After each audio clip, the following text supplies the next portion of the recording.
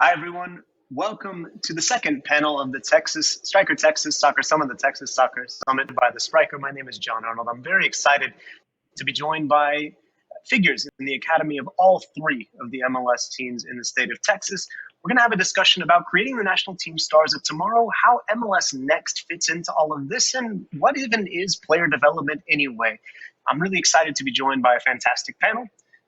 It's, as I mentioned, all three members of all three of the academy staffs of the MLS teams in the state. Joined today by Juan Delgado, technical director of the Austin FC Academy. He joins Austin after having served as the head of scouting for the Aspire Academy in Doha, Qatar. He previously worked as an academy technical director in Valencia, also worked with Villarreal.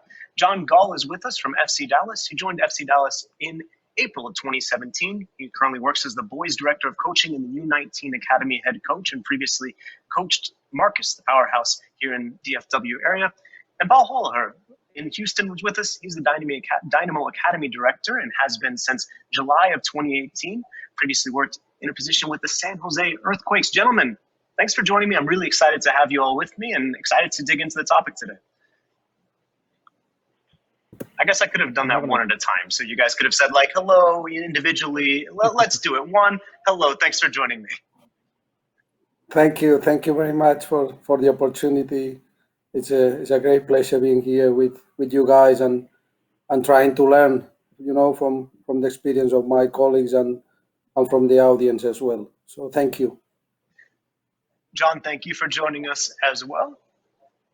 Absolutely. Pleasure to be here. And like Juan just said, it's great to be around these guys and continue to learn and do what's right for our players and our club. So we're happy to be here. And Paul, thank you. Yeah, thank you, John. And it's a pleasure to be here with you and with Juan and John, and excited to learn and share as much as possible.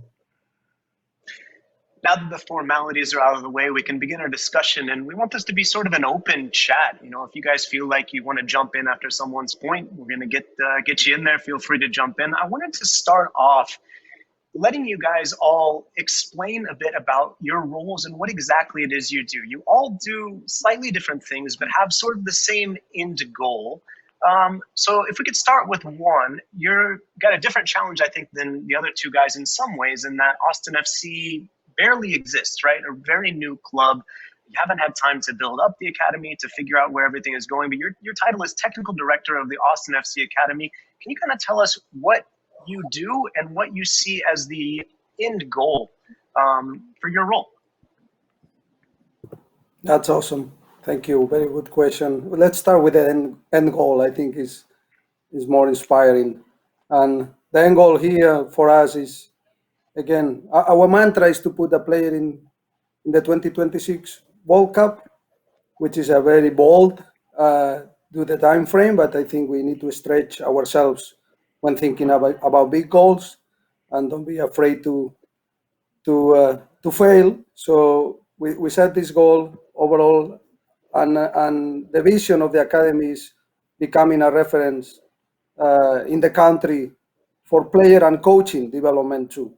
We believe that for the game to grow organically, the coaches need to grow as well. And that's our mission. And on regards my daily work or my personal role within the academy, I'm overseeing the player development piece, everything related to the methodology, the individual plans, how we want to play, how we want to train. That's what I do. So, of course, trying to, as I said, with a very open mind, trying to learn from people with more experience than me in the area, trying to trust the coaches a lot. So putting a very clear vision, a very clear framework, but also trying to leverage on other people knowledge and experiences. And again, for us, I think two of the key questions were defining this vision. As you said, we just growing up. We are a baby. We have a lot to learn from FC Dallas and from Houston Dynamo. They've been in the market for a long time, and we have to be humble enough to see what they have done well and try to emulate the good things. Having our own style. So So that's basically what we envision to do. And again, education. I consider myself an educator, whether it's player education, coaches education, and that's why also I like to connect in these forums, and try to share some of the ideas and providing this pathway and trying to have, as I said, becoming a reference on player and coaching development is our daily mission within the Austin FC Academy. Thanks, Juan. I appreciate that. It's interesting that is the goal, to get a player on the national team in the World Cup in 2026. We named this panel Creating the National Team Stars of the Future, which I think can be somewhat ambitious and optimistic, but it sounds like it's your goal. And I know that, FC Dallas and the Dynamo, I would say, with their past, with the history, we can say it's potentially a reasonable thing to imagine as well. John, Juan talked a little bit about education as well. I know that's a huge portion of what you do with FC Dallas. I think people sort of can conceptualize the portion about being the U19 head coach. But can you kind of tell us more about what your role entails with being the boys' director of coaching? Yeah, we're a little bit different than I think most MLS clubs in terms of, how we're set up. We have a large youth club. I'm responsible for over 120 boys teams within the youth club. So we have a large web. We have a lot of players, around 2,500 to 3,000 boys players within the club. So there's a lot of management that goes with that, a lot of parental education, if you like, a lot of coaching education, and obviously a lot of player identification. So again, we have a large web of players that ultimately we're scouting and looking at from as early as 6 and 7 years of age to groom and bring into our academy. So it's a little different, like I said, than some other MLS clubs, because obviously we have this large pool of players underneath us that we're able to pull from and bring into our club at a very early age. So and being able to interact with all the coaches in the club to make sure that the youth coaches in the club understand our curriculum, methodology, things of that nature, I think gives our players a nice head start, in the juniors program. So it's challenging. There's a lot of people involved in this piece of the puzzle, but certainly I think it gives us a great perspective on the club as a whole. Real quick, John, if I could just stay with you for a second. You mentioned developing a curriculum and making sure that methodology sort of filters down from the first team, I think, and that the ideas that you have, the style of play you want. I think it's very easy for fans to hear that and think, oh, FC Dallas runs a 4-3-3. They're telling their young players to play a 4-3-3, or they want their academy teams to play in that formation. It goes much farther beyond that. Can you tell us some of the things that are in that curriculum that you guys make sure to communicate to coaches that this is important for even our 6, 7, and 8-year-olds to know, so that when they are 14, 15, they can be in contention to maybe get a homegrown contract, maybe sign for make a move to Europe, and those sort of future goals? Yeah. Well, I mean, obviously, it's very complex curriculum, as both Juan and Paul will attest to. But obviously, there's different parts to the pieces at different ages, things of that nature. The pressure we have here at FC Dallas is, Lucci tells us that he wants the first team to play like the academy. So we have a lot of things that we have to take care of within our groups and our teams and our young players, so that teams are doing what we need to do out on the field. The thing for us in terms of the curriculum, I mean, it's clearly a pathway all the way from the first team all the way down to our juniors program. Obviously, there's different systems that you can play, but player development, individual development, whatever system you play in, there's certain things that players have to do as a defender, as a midfield player, as a forward, as an exterior player or an interior player. So all of these things are inbred into our young players as early as possible. Obviously, there's different parts and pieces to it at different ages. Age-appropriate curriculum is a big thing for us. We don't want to be teaching, players too much about the winning process or, too many tactical things at the young age. But a lot of technical development and, tactical understanding in small groups. So, like I said, it's a unique place because, like I said, we have our first team, we have our second team, we have our full academy, and then we have this massive youth club beneath us that We're, making sure that there is a clear understanding of how we want to play. With the size of the club, it's a little difficult because obviously, you have to reach a lot of people. But it's great to see our young teams and our young coaches and our aspiring coaches to, ask. They're around first team sessions, they're around second team sessions, they're around academy sessions all the time. We have a great mix of people here that it really is a family club, and all of our coaches are available to come to any sessions at all and learn from each other. So. Yeah, absolutely. Paul, I want to get to you now. Your title is Academy Director. Can you kind of tell us what that entails? And maybe if you want to explain how your setup is similar or different than the one that John has mentioned at FC Dallas. Sure. I think probably starting with the club's core values, the objective that we have is that each player inside the Dynamo Academy receive as comprehensive and holistic a soccer and life education as possible. And this happens from the whole club, a whole support staff of coaches and experts in various fields. And we all try to be aligned as much as we can, because every one of these kids is very unique and an individual person. But my role is to kind of oversee all of that, to help us continue to develop, continue to innovate, and try to extract the most from each day. We talk about here having a culture of development, which is the growth mindset. It's a hunger to learn, and trying to create that environment here that's just constantly learning and supporting each other, and always, ultimately laser focused on how do we help the individual reach their highest level, and also the highest levels in the world. We want to produce players the same as Europe produces players or South America produces players, and we feel we can. America is, a strong and developing country, and there's a lot of young Americans here that have grown up playing the game. Their fathers have now grown up playing the game. Their mothers have now grown up playing the game. The league is growing and developing, and a lot more resources being put into the league. So, our goals are on a global level. Well, I want to touch on something that you mentioned, which is not only making these young players fantastic players, but also making sure that they're getting sort of life education. I think that when we talk about sort of elite technical development, like even when I was a kid, I remember like there was this idea that you either played rec soccer and had fun, or you played club soccer and you were good and you pushed. How much is there a line? Is there a balance, or is there a way to make this sort of big topic, these big goals we're talking about, hoping that these young Texans that are on in the three academies right now blossom into future national team players?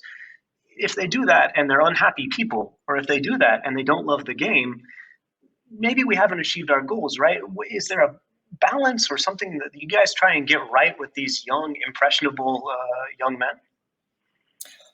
Yeah, I think that's a great question. I think, it goes back to core values, where you start, I think, and everything begins and kind of ends with that. But, you're talking about that, you can develop good soccer players, but if a player isn't humble, right, or they can't, they just resolve about personal interest, have you done your job, right, as they've gone through an academy, so I think it starts with core values, and I think you can teach that, at every level of play. So I think that comprehensive, that holistic, I think, is the term that people use. That holistic development is super important, and I think good people make better players. At the end of the day, and I think it's an important part of a young player's education if they go through an academy like these. John or Juan, any thoughts on sort of the human side of player development before we get into some of the elite tactical and MLS Next sort of portions of our conversation? Yeah. So I'm glad to hear from my colleagues, that we are aligned in this mission. So, and I think to your question on the topic of holistic development or developing the the, the person first, right? Is we need to be also honest with families that only 1% is going to make it pro. So what's going to happen with the rest? What's going to happen with the 99% that is not making it? So I think we have a responsibility for them to love the game, but for them to learn all the values that Paul was talking about, all the skills, all the potential that soccer has as a vehicle for change in this case. So I think putting things into perspective from the coaches as well as the families and the players, saying, hey, we are here together in this journey. One of you is going to make it, two, if we are very lucky, per year. You need to take the opportunity to have the most awesome experience with us and get the tools and the education that you're going to need, whether you want to become a doctor or a plumber.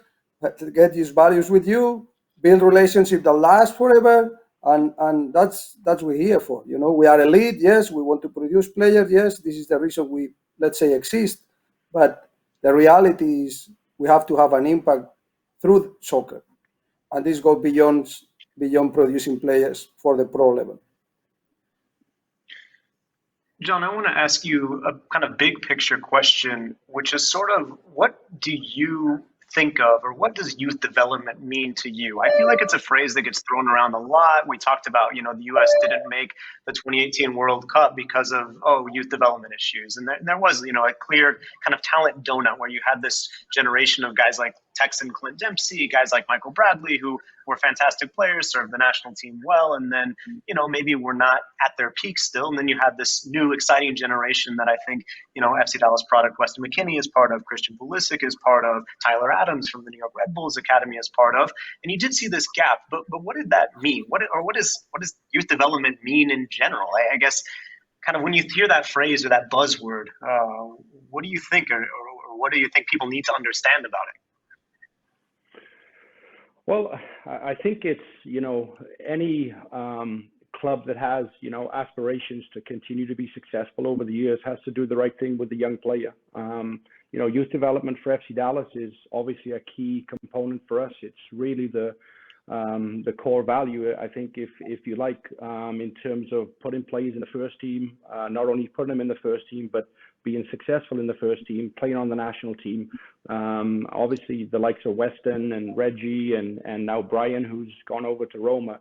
I mean, all of these players have come through our academy from day one as very, very young players. And as Paul and Juan alluded to, that we're obviously wanting to produce these top players, but youth development is much more than, being able to kick a soccer ball correctly and, become an elite player. I think you have to be an elite person. You have to be a great person. Lucci talks to us all the time about, making sure the players are doing the right thing. They're behaving correctly. They have, all the tools that they need to have to be successful later on in life, because as we all know that, not all players are going to have a 15-year career. You might be a pro and, maybe you last 3 or 4 years, so there's a lot that goes with it. I mean, we are heavily focused in the youth development side of things in terms of, developing good people, good teammates, good friends, and ultimately producing the top players. And I think that the players who are coming through the FC Dallas Academy and into our second team and into our first team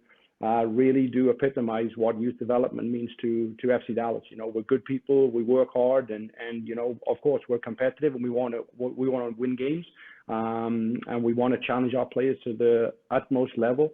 But at the end of the day, we want good people coming through our program, and at the end of the day, I mean, that's what FC Dallas has been producing and will continue to produce, just because of the mindset we have here as coaches. I think all the coaches here are great role models for the players. We treat the players correctly. We push them, we challenge them, but, we also love these guys, and we want to make sure that they understand that we're doing this for them. Sometimes when we're squeezing them and we're pushing them, it's for the right reasons. So for us, youth development is a really big part of our philosophy and our program. And again, it's something that is just, when you're an FC Dallas coach, that's what you do. You produce young players.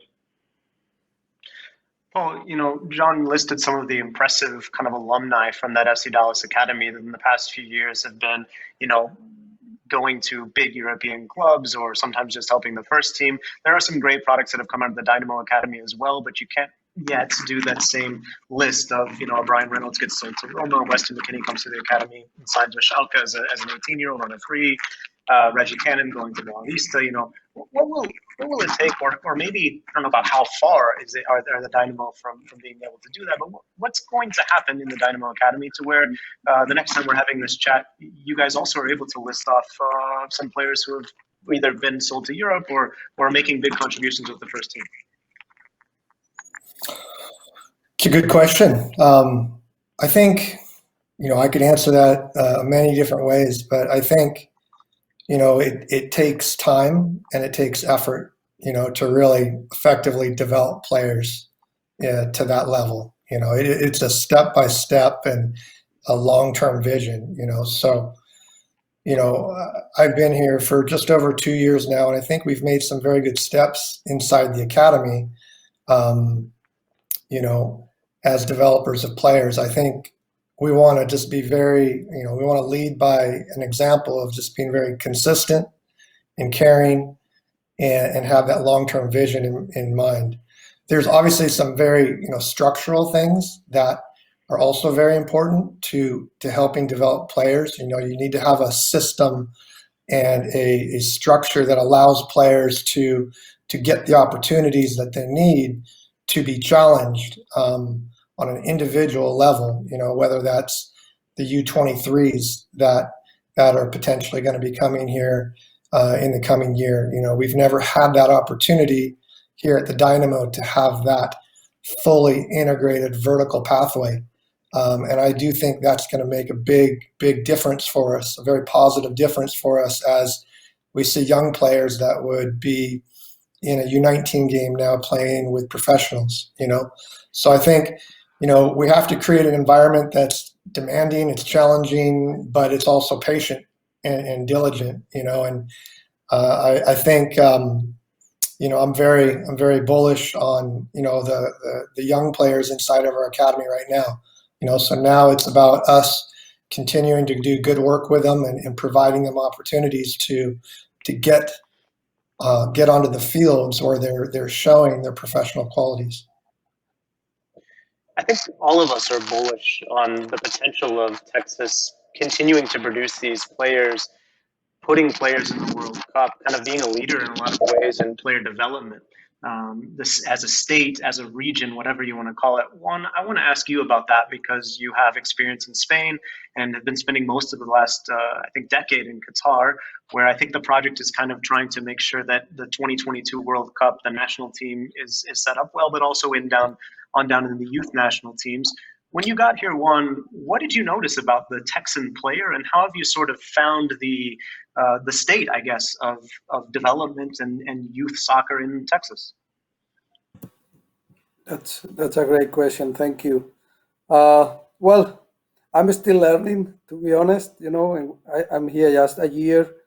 I have to be humble enough, as I said, to be with my eyes wide open and try to learn from people with more experience on the ground that I have here.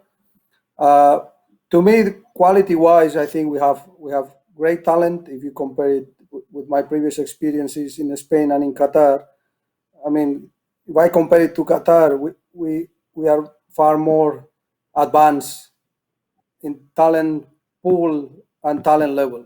Just to give you a figure, in Qatar we had 5,000 registered players only in the entire country. So counting from the pro league, the second league, all the way down until the 6-year-old.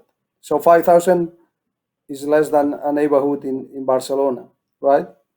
So, and these kids are going to play the World Cup. And they competing now. They play Copa America. We won the Asian Cup. both with the under 19 and the first team, and it was impossible. If you tell me 10 years ago that this is going to happen, I will tell you, you're crazy. So coming back to Paul's point on being patient, from this experience, I'm telling you that for things to be consistent and you producing consistently players for the highest level of the game, you need, I would say, 5 to 10 years at least, because you're gonna learn, you're gonna make mistakes, you're gonna again be innovative, things are changing, and you need consistency. So if you change direction every time, if a new head coach is coming, or a new sports director, or a new academy director is coming and changing the direction of things, you're not gonna be able to learn, even if you bring the best ideas. But you need to test them out. You need to have a long-term vision. And this is what happened back in Qatar, basically. We did a lot of mistakes. We didn't have talent. We didn't have culture, but we have a group of people that were willing to make it happen and the time to make it happen. So the coach, I will tell you an example. The head coach, Felix Sanchez, he's the head coach of the national team. He started with these kids when they were the U15.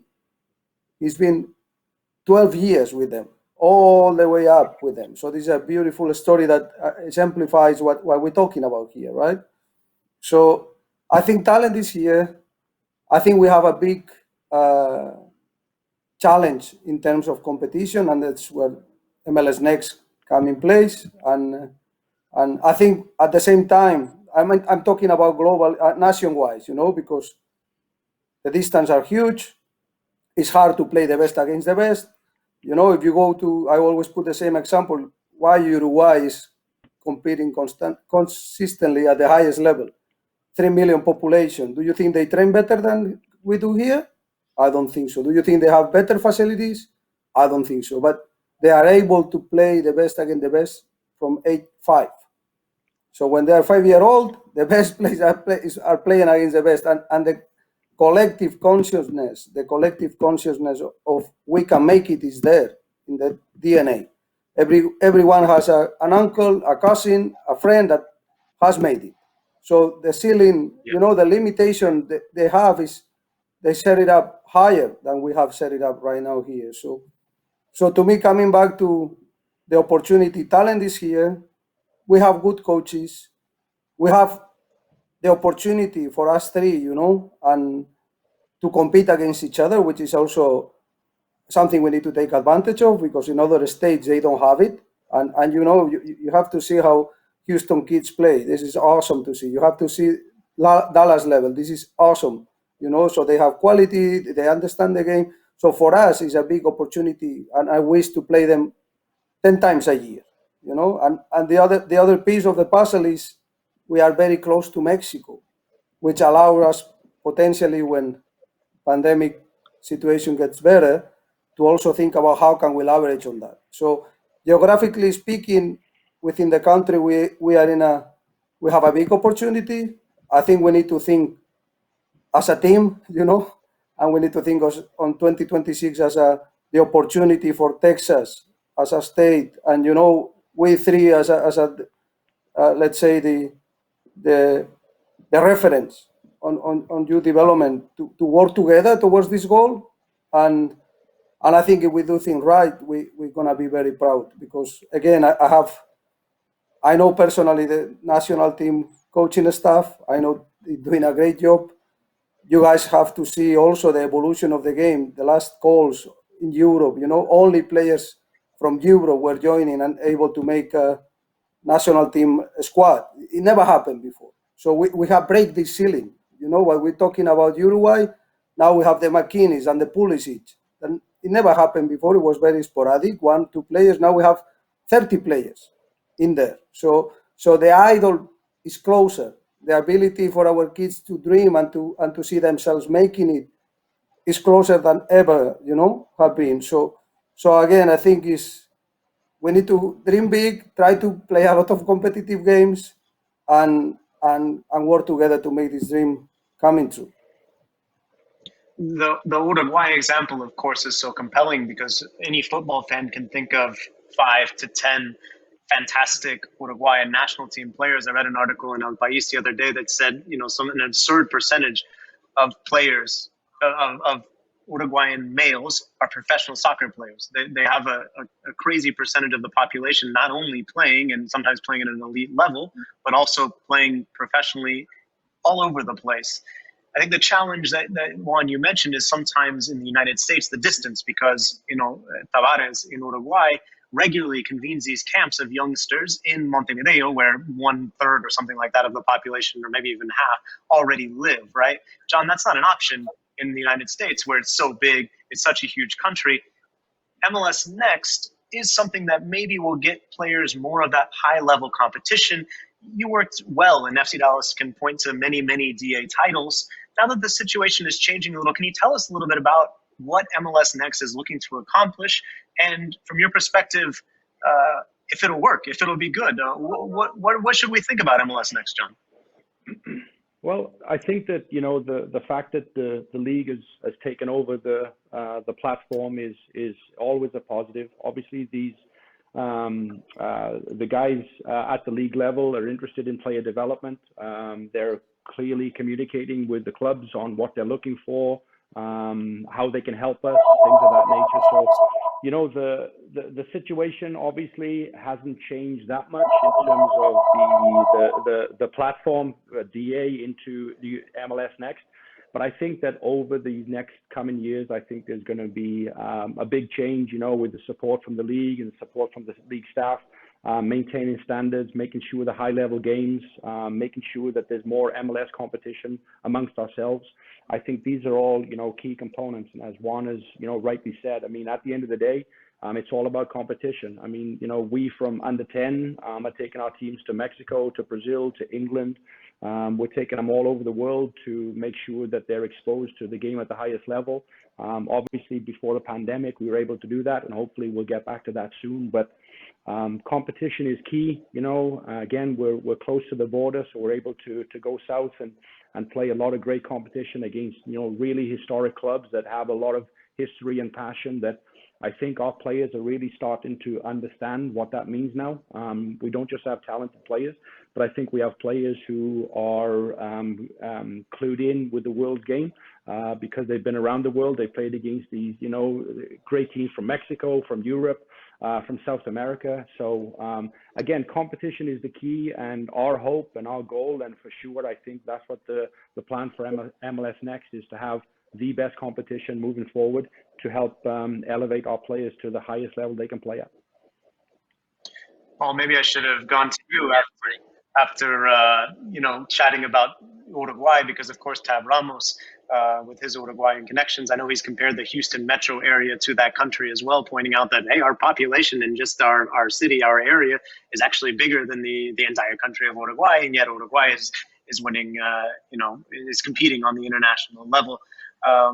Paul, what do you think about MLS Next? Is it going to give us that competition that some of these smaller countries are able to get, that sort of brush against top level teams that helps players realize maybe where they need to go or how far they've already come?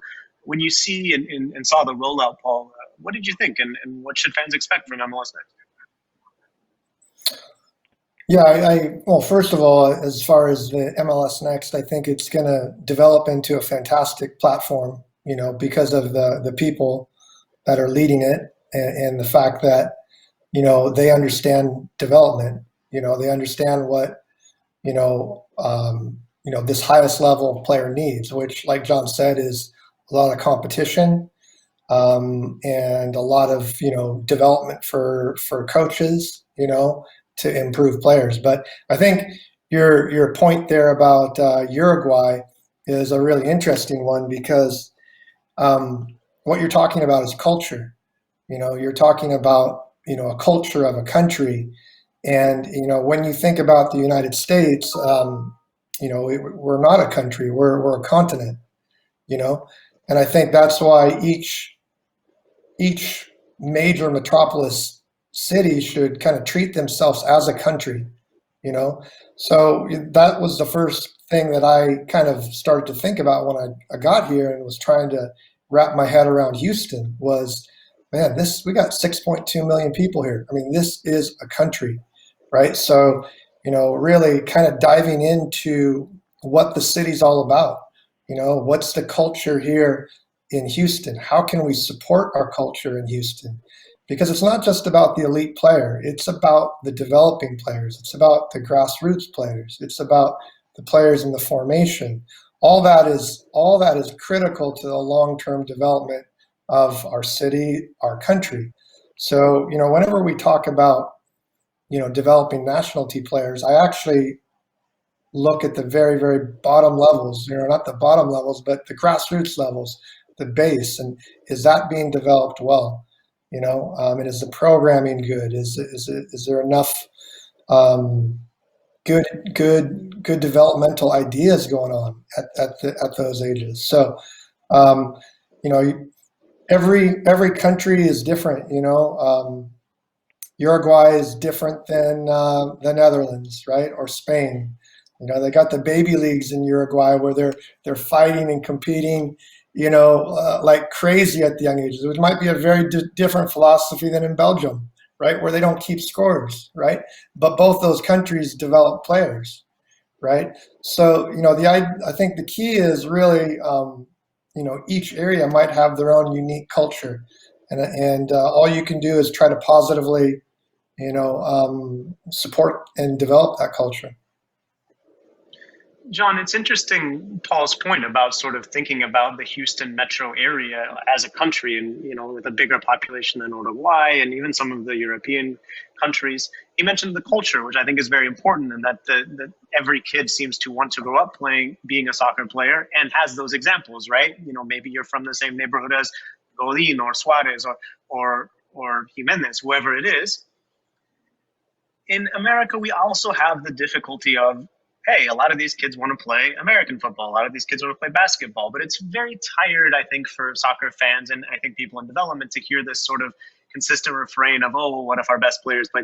Because I think we're sort of past that as a sporting culture, right? In America, we're used to winning gold medals in sports that are not all that popular here, right? You don't see every kid wanting to go be a track star or go to swimming, but they still win gold medals. Have you run into any difficulties in that, John, in finding players and in getting players on the path and getting players in the system? Or is our culture in Texas where it needs to be already for developing soccer players and future national team stars?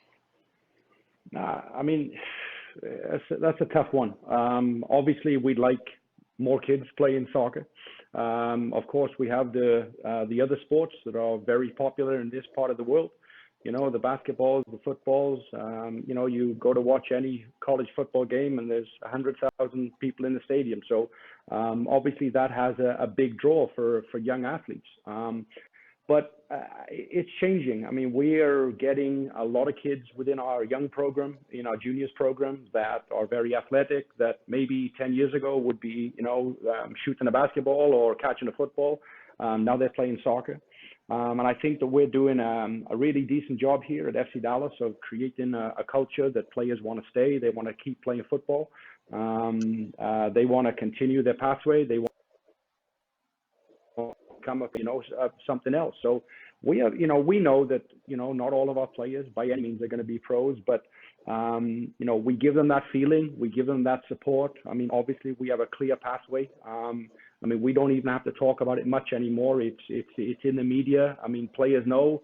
Players, now have dreams of being Brian Reynolds and not somebody else, So, of course, the challenges are there, but I really feel that, the large net of players that we have, we certainly feel that we're getting our fair share of the population that's kicking a soccer ball now. And our job, as Paul rightly said, is to make sure the grassroots is taken care of, to make sure that we can establish a solid foundation, because the more solid the foundation, the better the structure is going to be. And at the end of the day, I mean, that's ultimately what we want, is our structure to be as solid as possible. And without a good foundation of education with parents, education with coaches, education with young players, unless you have that, you're going to fail. But we feel that, of course, we still have a lot to learn. I mean, people might say that, FC Dallas has cracked it, or FC Dallas is doing everything right. I mean, that's not the case. We're always learning. We're always looking to be better. Because at the end of the day, I mean, I think the goal of our club is to sell a play for $100 million and not just $10 million. So there's lots to learn. There's we dream big and we push as much as we possibly can, but trying to do the right thing along the way. Let's talk about some of those things that we can learn if we can. I mean, I think that everyone is sort of on the same page, and we all agree there's plenty of talent here. That things seems like the academies for all three MLS clubs in the state are well set up in various stages of development, perhaps. But Juan, when you got here, were there any things that you said, ooh, I don't like that, or we're going to have to change that? I know you're sort of just getting started in Austin, but are there some deficiencies, some weaknesses that you see in maybe the Texan player or in the setup that you are learning after coming from abroad? Thank you for the question. And yes, the answer is yes. There were a couple of things that it was hard for me to swallow. The first is the lack of dressing room atmosphere, and not only atmosphere but infrastructure. When you go anywhere in the world, even if you go to a small neighborhood where they have the soccer field, when they build a soccer field, the very first thing they build is the changing room.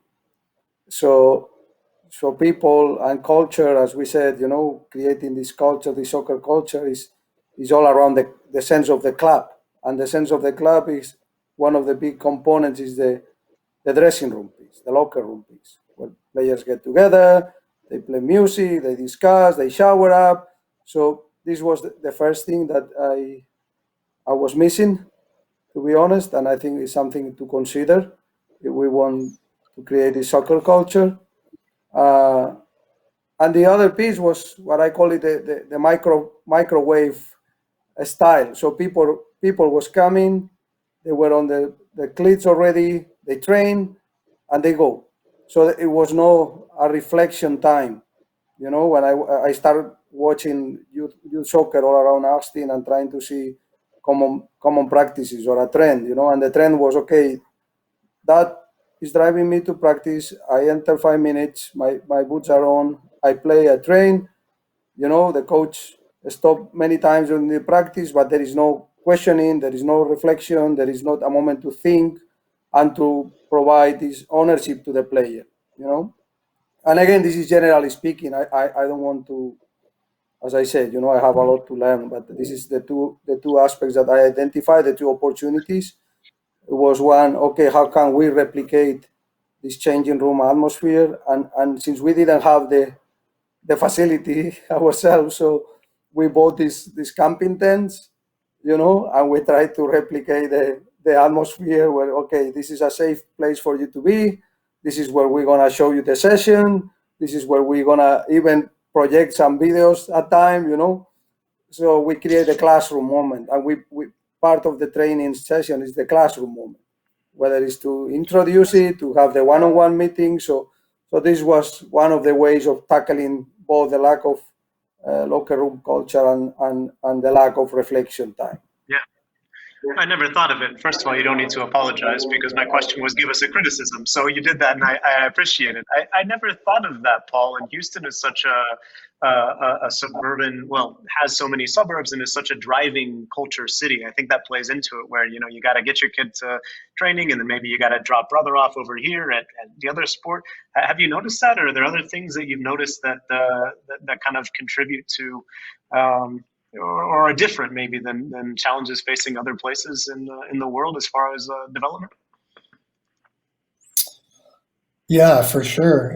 That's one of the unique things about Houston is it's a big city. It can take an hour and 15 minutes to get across the city. If you hit the wrong hour, it could be longer, could be shorter. You could drive across the city at the right time in 35 minutes. Another hour, it could be an hour and a half. So that's a factor. And so we've developing little strategies to make that type of stuff easier on the families and easier on the players. Again, everything kind of focused on how we can capture more time, with the players, like Juan alluded to, and it's about your contact time with the player, and what you do with that contact time. So I couldn't agree anymore. John, what are some things that you would say we need to improve, we need to work on, or that you're in the process of trying to improve in FC Dallas in the general scheme of development? I mean, I think for us, we're in a good place. We're like I said in the last question, that we're continuing to learn from our colleagues in other clubs from overseas. We have a relationship with Bayern Munich that's a tangible relationship. We just had 6 or 7 players from our club over there training. We get constant feedback from the coaches. We work together. So coaching education for us is key. Learning, being around different environments, being around different federations. The game is changing all the time, so it's really, really important that our coaches are, at the forefront of the game. And I think that, once you have that sort of culture and sort of establishment, your players have a better chance, So as Juan alluded to, I mean, culture is still something that we're trying to create. I mean, even in training sessions, whether we're playing a 4v2 rondo or we're playing an 11v11 game, when players are scoring, they're celebrating, they're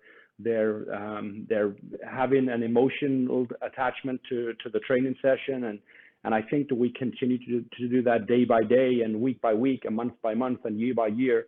You're going to start to develop a culture and a player that is innate in foreign players. You go overseas, and we played a few years ago down in Brazil in a tournament with our U12 team, and the Brazilian players are celebrating tackles, when they're winning the ball, and our kids are just like, taken back, like, what on earth is going on? So now we're starting to see some of our kids 2 or 3 years ago from under 12s now winning tackles in training and celebrating tackles. So sometimes we have to cool them down a little bit, but those are the types of things. I mean, it's evolution. It's there's more football on TV now. The kids have access to the Liga, the Premier League, Italian leagues, French leagues, South American leagues, Mexican leagues. So the more we can continue to feed these kids, the better it's going to be. I mean, we're playing catch up as a nation, not just as a club or as a state. We're playing catch up as a country, and I think that having quality coaches coming in, young coaches learning, young players becoming more immersed in the culture. These next 10 years are really exciting for football in this country. Real quick, I want to ask all of you about the role that USL plays. It seems like all of your clubs have slightly different USL strategies, if you want to call it that. Paul, if we could start with you, how do you kind of see USL fitting in the player development path? Is it a resource that the Dynamo might try and leverage more? Is it something you say, maybe it's not for us? Where do you kind of see USL and other lower leagues, maybe even, in the kind of path from the academy to potentially becoming this national team star that we're all hoping materializes? Yeah, I think it's evolving, as we speak. We have a relationship with our affiliate down in Rio Grande Valley, and it's kind of changed and adapted a little bit in that we're not in direct control of the technical staff, but we still have a relationship with them where players can go down there and play. But I think, the U23s, what I had mentioned earlier, is, the next step, for us here to have an Insight Houston next level pathway for our top academy prospects and top young players. So it's very, very important. I think, any club, is going to develop more professionals than they sign. There's players that can play professional in different places, right? And many players do. Just because they don't sign here doesn't mean they don't have the potential to be a professional. So you have to try to keep players in a system long enough where they get these opportunities to grow into themselves, to climb into their own potential. And I think, we all know that is a critical element to producing these professionals and hopefully future national team players. John, we saw Brian Reynolds, Justin Shea, other guys who are starting to either have made, in Reynolds' case, or starting to make the jump, it seems, to even bigger clubs utilize North Texas and become familiar faces to fans who watch USL League One. How has FC Dallas benefited, and how do you see the future maybe of not MLS Next versus USL League One necessarily, but how can those kind of play together, and what's the future there? It's been a revelation for us. Obviously before, we had North Texas Soccer Club, we had basically academy straight into the first team. So this bridge has been incredible. I have fantastic relationship with Eric Will and Luchi Gonzalez, and we're all on the same page. We know what we want. We know what the expectations are. So there's a clear transition from academy into the second team, into the first team. So I think that pathway, not only for players, but for coaches also. As you guys know, that, the last two first team staffs here at FC Dallas have come straight out of the academy, from Oscar and Josema with the last regime, into Lucci, Peter and Mikey, all came from the academy. You've got Alex Aldaz, who's our U15 coach, who assists with the second team. So we're all integrated, not just players. We're all integrated as coaches and staff. But that USL piece for us has been really, really invaluable. We train right next to the first team and the second team as the U19 academy team. The U17 trains next to us. So, it's just like moving pitches, it's like a player's doing well and he moves into the 19s, and a player's doing well, he moves into the second team. And it's a clear pathway. It's there for the players. It's tangible. They can smell it. They can feel it. They can see it.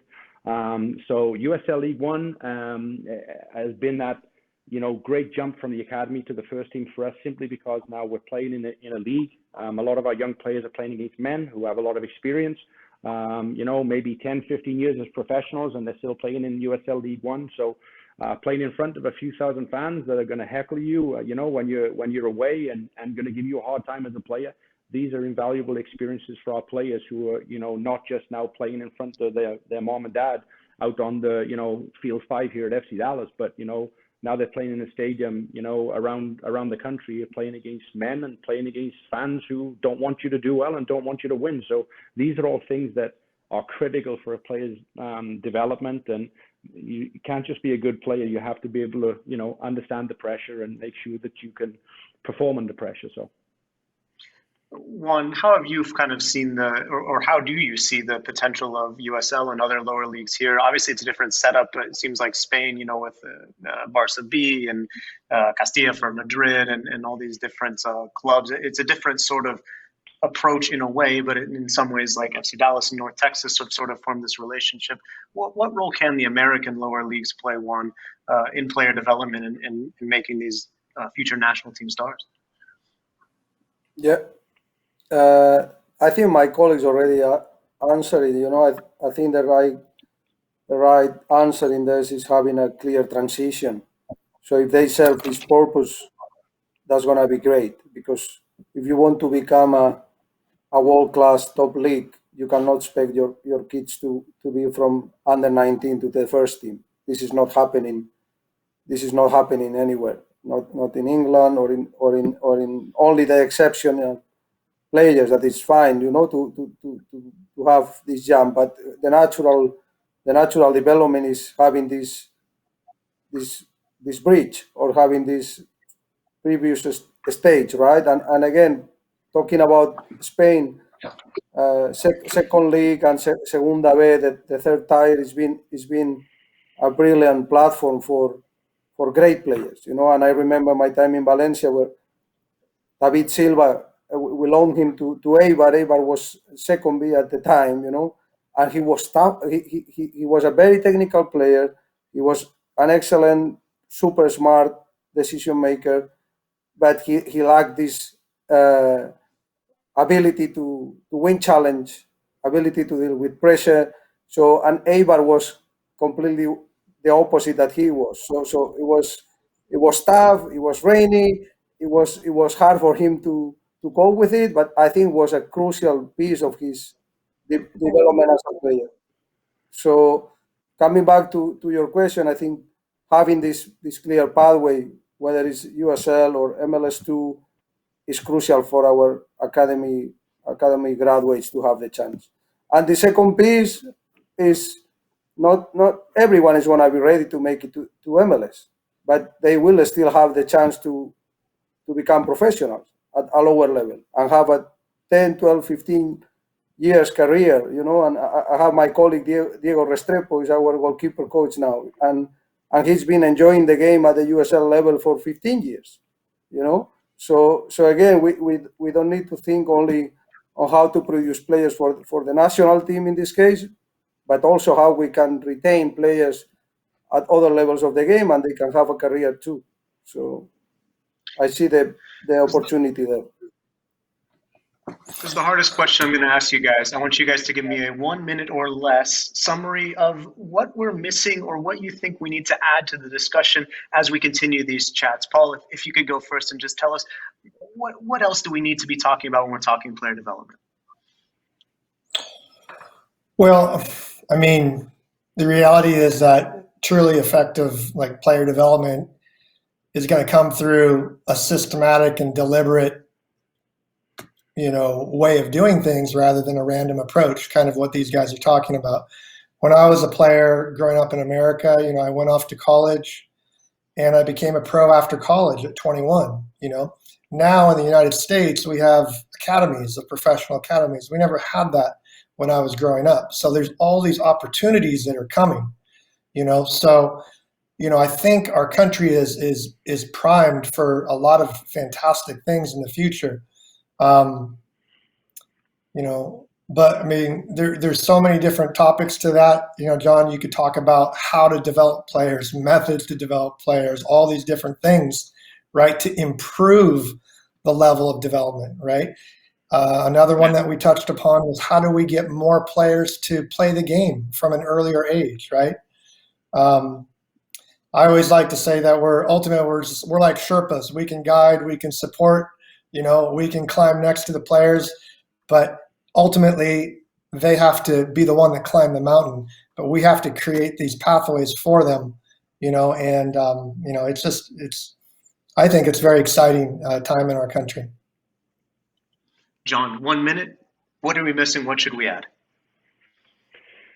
No, I mean, I think that, there's not too many things missing. We're all, on the right path. I mean, being around, my colleagues and being around the other MLS teams in the country. I mean, you can see there's a clear